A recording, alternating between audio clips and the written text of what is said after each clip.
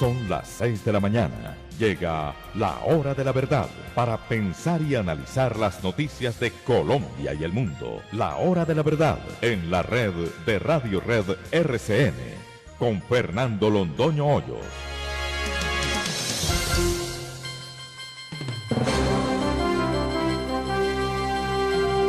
Muy buenos días. Son las 6 de la mañana de este viernes 26 de julio de 2019. Esta es la hora de la verdad. Y estos son temas y asuntos que trataremos en la grata compañía de ustedes durante las próximas horas. La señora ministra de Transporte, Ángela María Orozco, nos explicará el problema de la Ruta del Sol 2. Los 1.2 billones de pesos que pagaremos entre todos los colombianos, la nueva licitación, qué es lo que está pasando con la Ruta del Sol 2, que Odebrecht dejó en la mitad del camino, prácticamente en la mitad. Ejecutó, según se dice, el 52% de la obra, le quedó faltando la mitad y nadie le declaró la caducidad del contrato, una de las cosas más difíciles de entender de todo este proceso. ¿Qué pasa con la palma de aceite de los llanos orientales? De los llanos estamos parcialmente no, casi totalmente olvidados. Fueron noticias mientras las cámaras de televisión grababan el derrumbe y grababan lo que estaba pasando sobre el Río Negro y los camiones atrancados por no poder pasar por el kilómetro 58. Eso se acabó y la gente está pasando por unas rutas alternas en pésimo estado que demandan 12 horas y un tiempo pues inaudito. Es más rápido llegar a París o a Madrid que llegar a Villavicencio. A Villavicencio se demoran 12 horas y uno llega a París en 10 horas o a Madrid en 10 horas. Eso es lo que está sucediendo y ese es medio país y la parte más promisoria de Colombia y la que podría darle de comer a toda América. En fin, en eso estamos. ¿Qué pasa con la palma de aceite? Termina en Venezuela el aquelarre del Foro de Sao Paulo. Aquí mandamos una lujosa delegación de bandidos autorizados por la JEP para que asistieran, no se perdieran el Foro de Sao Paulo, un foro ideológico importantísimo. El mismo foro de Lula da Silva y de Dilma Rousseff que están en la cárcel, el foro de Cristina Fernández que se va para la cárcel, el foro de Ollanta Humala que está en la cárcel, el foro de Correa que está fugitivo para no ir a la cárcel en el Ecuador, ese es el foro de Sao Paulo, y desde luego el foro de Chávez y de Maduro que debieran estar en la peor de las cárceles del mundo. Entonces a eso es a lo que vamos a asistir con la autorización de la JEP. La JEP definitivamente no tiene fondo, no tiene orillas, no tiene límite ninguno. El juicio a Santos en la comisión de acusaciones, ¿qué es lo que está pasando? Y el juicio por la financiación de la campaña. Pero es que las evidencias están ahí, aparecieron los cheques, los mostró la periodista Vicky Dávila, aparecieron las operaciones sobre Panamá, no tiene duda ninguna del $1.000.000 que se le entregó a Sancho en Panamá para que hiciera una encuesta aquí en Colombia. $1 millón, $1 millón, $1 millón, y nadie dice nada. Las declaraciones de Odebrecht son contundentes, clarísimas, están en sus libros. Le pagaron a Juan Manuel Santos muchos de los favores recibidos por anticipado, soborno monumental, y no pasa nada. Y mientras tanto, Ricardo Ferro, el excelente funcionario instructor o representante instructor de ese delito en la comisión de acusaciones, está siendo recusado por la camarilla, por Santos y por Gaviria y por Ernesto Samper y todos recusándolo para que salga de ahí prontico y para que esto pueda quedar en la más absoluta impunidad. ¿Lo tolerará el país? quién sabe. Los campos de concentración de las FARC irán al olvido. Camilo Gómez, hoy defensor de la nación, se ofrece de testigo. Es que esto no se puede olvidar. Por Dios, tenemos fresca en la memoria aquellas cosas horrorosas. El mono Jojoy frente a esas alambradas, donde estaban como bestias nuestros hombres de armas que cayeron en poder de las FARC, policías, soldados y civiles también.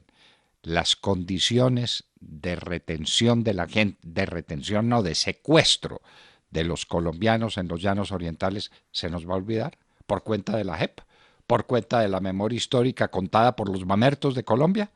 No, eso no puede ser.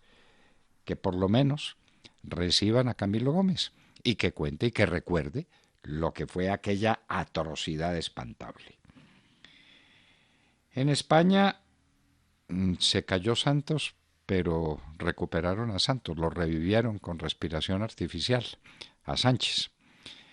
Sánchez no tuvo la votación que necesitaba para hacer gobierno. No hay gobierno en España porque no se puede hacer gobierno en España.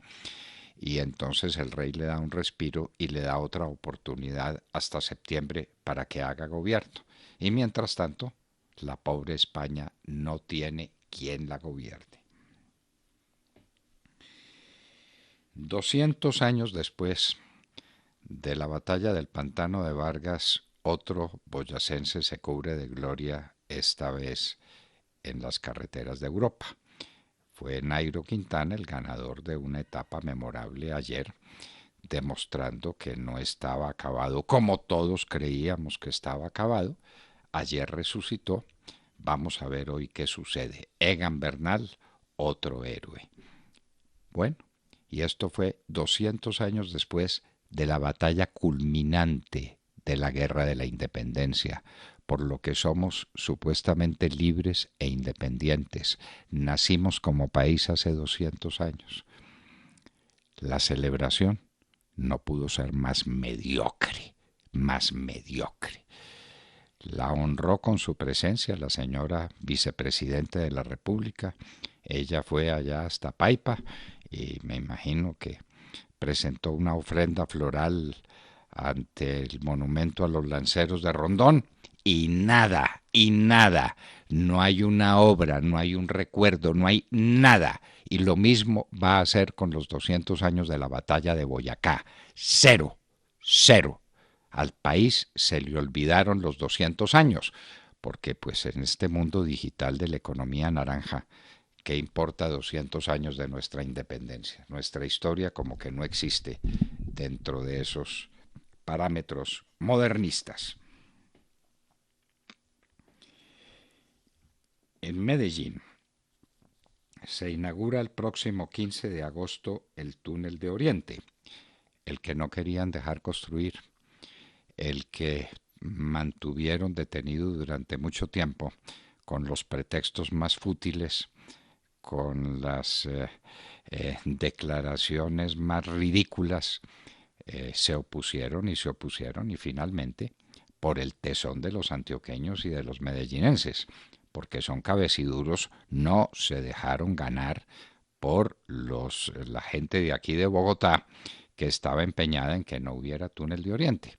El 15 de agosto ya se inaugurará formalmente, está prácticamente terminado, y Medellín quedará a 20 minutos del aeropuerto de Río Negro. Mucho más corto el viaje que al aeropuerto El Dorado de Bogotá, por razones del tráfico, ni hablar, ni hablar. Una grande obra para los antioqueños y para la gente de Medellín. Un colombiano llamado Alex Saab ha sido considerado el testaferro de Maduro, una persona que gozaba por aquí de mucho prestigio y un hombre muy rico, pues ha sido castigado por los Estados Unidos, ha sido castigado económicamente, se lo considera persona no grata en ningún banco de los Estados Unidos o banco que tenga contacto con los Estados Unidos, lo mismo que los hijos de Cilia Flores, de la primera combatiente de Venezuela. ¿Por qué?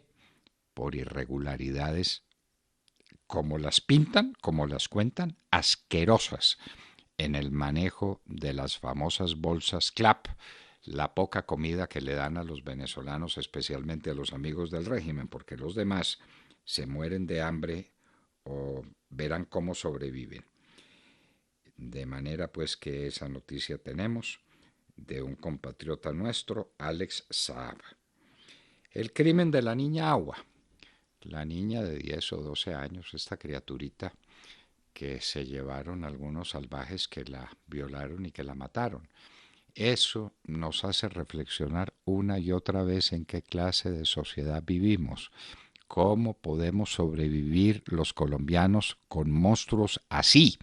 Y eso pasa un día y otro día y continuamente. Y el grado de eficacia del poder del aparato judicial colombiano en castigar las violaciones de mujeres y de niños también es del 3%. El 97% es impunidad. Y así queremos tener cadena perpetua. ¿Como para qué? Nos preguntamos otra vez. ¿Quiere un avión, señor? Si quiere un avión, le decimos quién los está vendiendo. Avianca se lo vende. Ya van 29 ventas, pero van a ser 39 de 190. La situación de Avianca es muy delicada. La declaración que hizo, al parecer muy imprudente, diciendo que no va a pagar su deuda o declarándose en una moratoria que nadie le estaba pidiendo, ha llevado las acciones a una pérdida más o menos del 12%. En la bolsa de Bogotá y en la bolsa de Nueva York, donde está también registradas las acciones de Avianca, 12% de pérdida de valor en 48 horas. A raíz de esta decisión comunicada a los cuatro vientos, la pregunta es, ¿sobrevivirá Avianca? Sus actuales propietarios le inyectarán el dinero que necesite en capital para poder superar las dificultades financieras que tienen. Que nos hablen con franqueza. Nueva acusación contra Luis Fernando Andrade de ANI. Esta supremamente delicada. Otra vez, plata para la campaña de Juan Manuel Santos. Porque Roberto Prieto tenía un hueco y había que tapar ese hueco, y entonces consiguió que le adjudicaran la construcción de una obra por allá en la Ruta del Sol 2, un puente largo, que se lo adjudicaran a un amigo con el compromiso, no con la consigna, con el compromiso de darle 900 millones de pesos para tapar el hueco de la campaña de Santos. Y aquí no pasa nada. En otro país Santos estaría en la cárcel hace mucho tiempo. El de ayer fue el día más caluroso de Europa en el tiempo en que se lleva registro de las temperaturas. Murió el presidente de Túnez. ¿Ustedes se acuerdan de la primavera árabe? Lo que quedó de la primavera árabe fue algún grado de democracia y de libertad en Túnez, y eligieron un presidente, Beji Caid Essebsi, quien murió el día de ayer. En Venezuela el consumo de carne y pollo ha caído 70%. Y no porque la gente haya resuelto comer pescado, sino porque no tiene que comer y no tiene con qué comprar nada. 70% de caída en la dieta alimentaria de los venezolanos. Esta es una crisis humanitaria sin precedentes. Esto lo denuncian además las asociaciones productoras de carne y de pollo. Es de primera mano, es de primera fuente. Y los venezolanos están sobreviviendo con el 30% de lo que comían antes. Buena dieta, ¿no es cierto? Nuevo naufragio de buques con migrantes frente a Libia. Murieron 150 ahogados, rescatados 145. Gustavo Petro nunca explicó qué pasó con los 12.500 millones de pesos que se gastó en la alcaldía.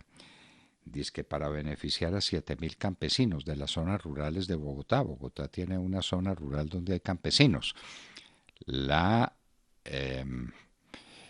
La personería de Bogotá inició un proceso que no terminó en nada y nadie nos ha contado a dónde fueron a parar esos 12.500 millones de pesos, de los que habla Gustavo Petro, quien se presume un faro moral de la República. Medimás, 2 años después, tenía algo así como 7 millones de afiliados, le queda la mitad. El desastre ha sido espantable, la gente se ha ido de Medimás a buscar otras EPS que están congestionadas con la llegada de semejante aluvión de nuevos afiliados y pues aquí no pasa nada y no se toma la decisión final sobre Medimás. Al superintendente no le tiembla la mano, pero lo que recibió, la crisis de la salud se expresa en esta quiebra pavorosa. Recuerden, al fondo está el señor Palacino, muy eficiente en el manejo de sus cosas, pero muy eficiente también en desviar recursos de la EPS para otras cosas para donde no ha debido ir la plata. Ecuador también cierra el camino a los venezolanos. Ahora les exigirá visa, pues que es una petición imposible de cumplir. En otras palabras, cierra la frontera. Ya había cerrado la frontera también el Perú, cierran la frontera los países latinoamericanos, lo que queda es Colombia. De manera que prepárense porque la población colombiana se va a aumentar en términos absolutamente insospechados. Y a todas estas, bueno, a todas estas estamos en China vendiendo aguacates. Gigantescos incendios forestales en la zona ártica de Rusia por la sequía. Los científicos están muy preocupados. Hace 16 años no se ejecutaba a una persona o no se ejecuta a un condenado a muerte en los Estados Unidos. Los condenaban a muerte, los dejaban en el pabellón de la muerte, pero nadie quería el espectáculo de la ejecución, que es terrible. Trump acaba de dar la orden de cumplir esas sentencias judiciales. Dios mío. Grandes celebraciones en Puerto Rico por la salida de Rosselló. Eso ha sido una verdadera fiesta. Y lo que más ha indignado a la gente fueron las expresiones de este hombre con respecto a los efectos del huracán María, que devastó gran parte de la isla. Vinieron unos recursos, esos recursos no aparecieron, y este hombre tuvo unas conversaciones por chat absolutamente denigrantes. Y el pueblo se levantó, y el pueblo se expresó, y el pueblo tumbó a Rosselló. Un buque de guerra de los Estados Unidos pasó por el estrecho de Taiwán.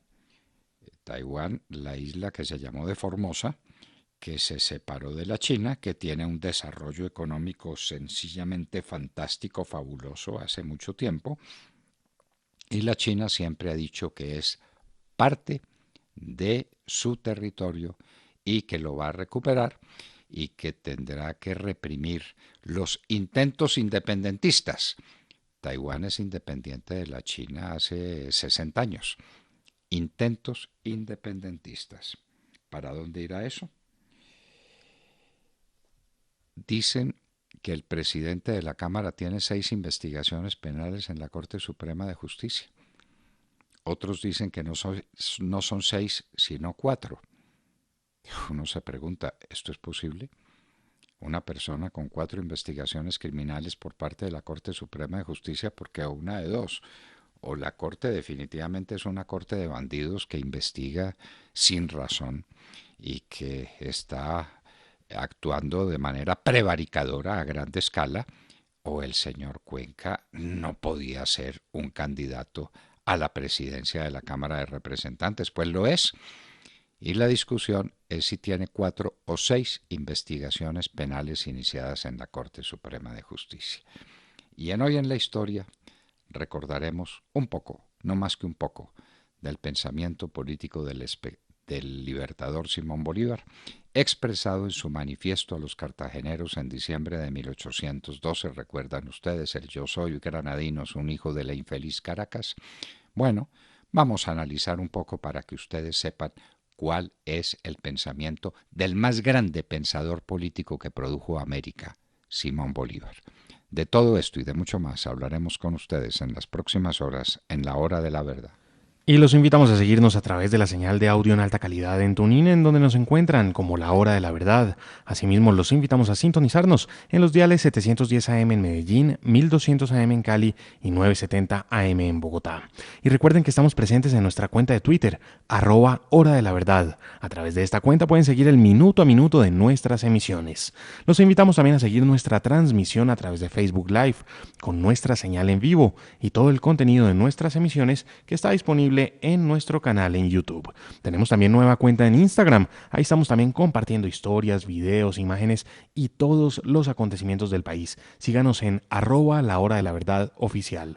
No olviden visitar nuestra página de internet www.lahoradelaverdad.com.co, en donde pueden sintonizarnos y compartir sus opiniones a través del chat. Son las 6 de la mañana, 22 minutos. Comenzamos ya. Bienvenidos. En la red de Radio Red RCN, La Hora de la Verdad, con Fernando Londoño Hoyos y su equipo periodístico.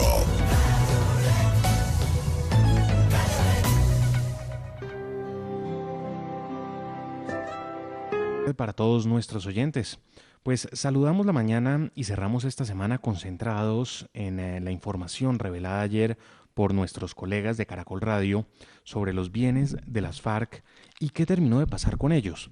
Recordemos que las FARC declararon solamente la menuda de lo que tenían, casi 1 billón de pesos, que pues para una organización narcotraficante como esa, la más grande del mundo, pues no es gran cosa.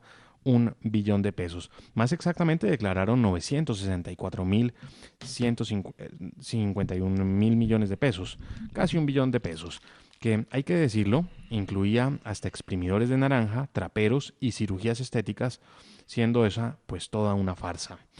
Y de la farsa, el resultado que hay es que la Sociedad de Activos Especiales, que es la entidad encargada de manejar ese inventario, solo ha podido monetizar de ese billón de pesos, solo ha podido monetizar, volver dinero efectivo, cerca de 24.000 millones de pesos, pues los bienes de las FARC simple y llanamente no aparecen. No aparecen las cabezas de ganado, no aparecen los bienes inmuebles, que como si tuvieran pues patas, hubiesen echado a correr por el país. Las FARC habían reportado 722 bienes inmuebles, pero solo han entregado 8. Esa es la cifra de inmuebles entregados por las FARC en estos pues más de 2 años ya. Los vehículos, por ejemplo, ese es otro ejemplo de cómo las FARC se han burlado del pueblo colombiano, de cómo las FARC pues sometieron al país a una burla. En materia de vehículos, las FARC habían reportado 319 vehículos, no han entregado ni uno. Y con toda tranquilidad dicen que no entregarán al menos 87 vehículos. Y es que las FARC, pues tan tranquilas y tan campantes, lo que dicen es que no pueden entregar gran parte de los bienes declarados porque simplemente no saben dónde están. Y empiezan a señalar a sus disidencias, que ya todos sabemos que tales disidencias no existen, sino que lo que hay en Colombia es un grupo que tiene un brazo político, con sus curules en el Congreso, y un brazo armado, a quienes muchos llaman de manera equívoca disidentes o de manera conveniente. Para terminar, pues es importante señalar que quienes se querían acoger a la JEP debían como requisito entregar el patrimonio creado durante su actuación criminal. Esto de nuevo, pues quienes se querían acoger a la JEP y las FARC, siendo pues la organización narcotraficante más grande del mundo, pues claramente tiene o tenía o tiene en realidad más de 1 billón de pesos. 1 billón de pesos es la menuda. Pero ya sabemos cómo son las cosas con la JEP. Nadie entregó nada aparte de una lista chimba, muy chimba, que hay que insistir, incluía hasta cirugías estéticas como parte del patrimonio de las FARC. Y con la sola entrega de ese documento, del inventario, la JEP permitió que todos esos terroristas que hoy gozan de impunidad se acogieran precisamente a ese sistema maquiavélico creado por las mismas FARC con el auspicio de Juan Manuel Santos. Así que con esta noticia, con los bienes de las FARC que no aparecen y seguramente no aparecerán, pues con esa noticia saludamos esta mañana viendo con horror cómo una vez más las FARC, ese grupo narcoterrorista, se burla del país y el sistema colombiano se los permite. La Fiscalía General de la Nación, el doctor Néstor Humberto Martínez a su nombre, dio una cifra de la tierra que tenían las FARC, de las tierras ganaderas. Eran la finca ganadera más grande de América, solamente superada por el King Ranch de los Estados Unidos. ¿Dónde está esa tierra? Porque esta no fue declarada por las FARC, claro que no. No, Pero fue denunciada por la Fiscalía General de la Nación como tierra de las FARC que tenía que ser recuperada por el gobierno. ¿Dónde lo recuperó? además es que la omisión de esos bienes no declarados lo que haría automáticamente, según la normativa como quedó plasmada, pues sería excluir a aquellos de las FARC que no declararon esos bienes. Pero pues aquí no pasa nada, la JEP Aquí no mira para pasa otro nada, lado. nada con nada. ¿Qué tal las deudas que tienen las personas que han sido condenadas en sentencias ejecutoriadas por los jueces? Parece que son como 46 billones de pesos. Entre ellas deudas de los Rodríguez Orejuelas, que no le quiso cobrar el juez Suárez Vaca, hoy candidato a la alcaldía de Tunja. ¿Cómo le parece?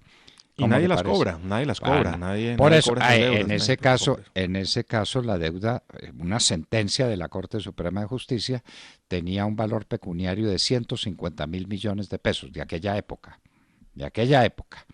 ¿Sabe cuál No, fue pues la eso caución? indexado a hoy, Pero imagínense muy cuánto bien, es. ¿sabe cuál fue la caución que otorgaron los Rodríguez Orejuela para que el juez Suárez Vaca les diera libertad? Por esos 10 millones, 10 150.000, millones me parece. 10 millones de pesos. Hágame el favor. 10 millones de pesos. Pero como dijimos que el juez estaba prevaricando, entonces nos pusieron una sanción de 15 años de inhabilidad en el ejercicio político. De manera pues que esas son las cosas en Colombia. Las FARC no entregan nada de lo que tienen, ni siquiera lo que declaran.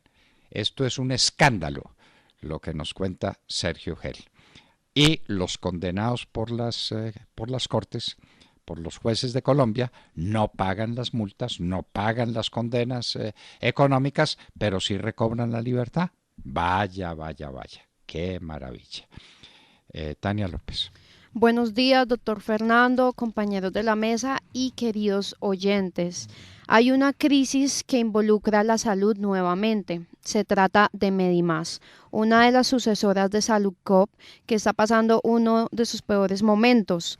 Medimás empezó a operar hace 2 años, el 1 de agosto de 2017, y casi de inmediato empezaron a llegar cuestionamientos, no solo porque la atención a los pacientes no mejoró, sino porque algunos de los poderes de la nueva empresa aparecían ligados a Palacino, zar de Saludcop, quien fue multado por la Contraloría en su momento a pagar 1,6 billones de pesos por los recobros indebidos al sistema de salud. Escándalo que todos recordamos. ¿Y qué pasa con Medimás? De los 7 millones de usuarios que hace una década existían, a Medimás solo le quedan 3,6 millones. En tan solo este año, 541.000 personas se fueron a otra EPS. Hay 240.000 pacientes como tal que también lo intentaron sin éxito. Es decir, doctor Fernando y oyentes, hay algunos usuarios que están denunciando en este momento que les están colocando trabas para cambiarse de EPS, y esto no puede suceder ya que es un derecho que tiene cada usuario. En 2 años de funcionamiento, Medimás adicionalmente perdió 1.500.000 afiliados. Y hoy en su contra hay cerca de 200.000 quejas y su tasa de reclamos por cada 1.000 afiliados, tanto en el sistema contributivo como en el subsidiado, es peor que el que tuvo Café Salud en el 2016. En los 2 últimos meses han aumentado, se han disparado las quejas, y solamente en junio de este año hubo 12.773 quejas de los usuarios. Hay varias clínicas importantes en el país, como la Jorge Piñeros Corpas en Bogotá y la ESIMED en Santa Marta, que están completamente abandonadas. Las secretarías de salud ordenaron su cierre por mal servicio y malas condiciones sanitarias. Y otro panorama también que podemos analizar es que de los casi 28.000 empleados, solamente quedan 3.500. Entonces esto se volvió una pesadilla para muchos médicos y funcionarios que, así como en su momento en Saludcop no les pagaban, tampoco podían renunciar para no perder sus derechos. Hoy padecen lo mismo con Medimás. Entonces todo esto, en resumidas cuentas, refleja una precaria atención que tienen que soportar los pacientes cada día.